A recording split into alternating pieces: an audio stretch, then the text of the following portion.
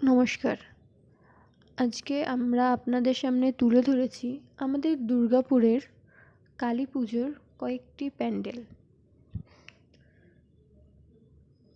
মা কালীর আরাধনায় আমাদের দুর্গাপুরে এই প্যান্ডেলগুলি আয়োজিত করা হয়েছিল।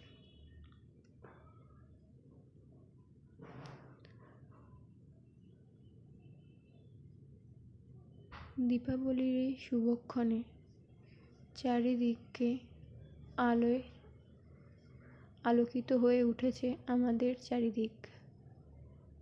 এইভাবেই মা আমাদের সাথে থাকুক, সবাইকে মা ভালো রাখুক, এই আশাই করি।